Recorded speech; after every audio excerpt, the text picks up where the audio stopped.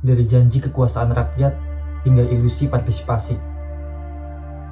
Demokrasi sering diceritakan sebagai kisah kemenangan, sebuah perjalanan agung manusia dari tirani menuju kebebasan, dari raja-raja absolut menuju kekuasaan rakyat, dari suara tunggal menuju suara bersama.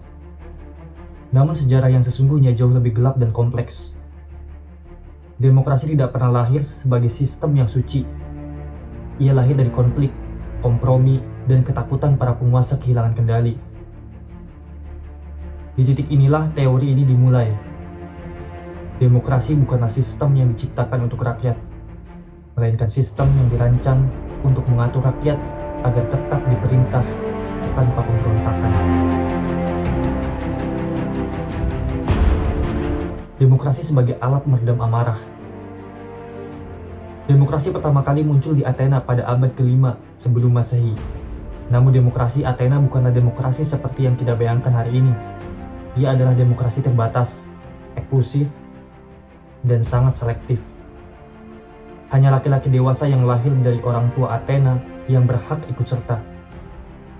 Perempuan, budak, dan pendatang, mayoritas penduduk tidak memiliki suara. Yang jarang disampaikan adalah alasan kemunculannya. Demokrasi Athena lahir bukan karena idealisme kesetaraan, tetapi karena ketakutan elit terhadap pemberontakan rakyat miskin. Setelah konflik sosial yang tajam antara aristokrat dan rakyat kecil, sistem lama dianggap terlalu berbahaya. Maka partisipasi politik diperluas, tetapi dengan batas yang aman.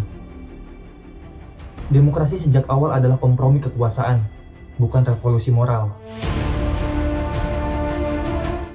Demokrasi yang dijinakan oleh hukum.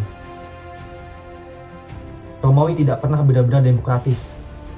Ia adalah republik yang dikendalikan oleh senat, wakil kaum elit. Rakyat diberi hak memilih, tapi keputusan strategis tetap berada di tangan segelintir keluarga berkuasa. Namun Romawi menyumbangkan satu hal penting, yaitu hukum sebagai instrumen pengendali demokrasi. Disinilah demokrasi mulai dijinakan, suara rakyat diakui, tetapi dibatasi oleh prosedur, institusi, dan struktur legal. Kekuasaan tidak lagi tampak kasar, melainkan berwajah formal. Romawi mengajarkan dunia satu pelajaran penting, yaitu demokrasi tanpa hukum adalah kekacauan, tetapi hukum tanpa keadilan adalah kedok oligarki.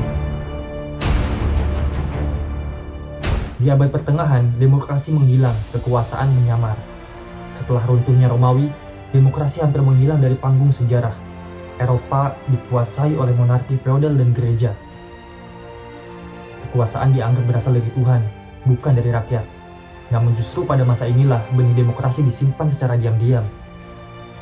Piagam Magna Carta tahun 1215 di Inggris bukanlah perjanjian rakyat, melainkan kesepakatan antara raja dan bangsawan. Tetapi disitulah muncul satu ide berbahaya, yaitu kekuasaan raja bisa dibatasi. Demokrasi tidak lahir dari rakyat, tapi dari konflik antar elit.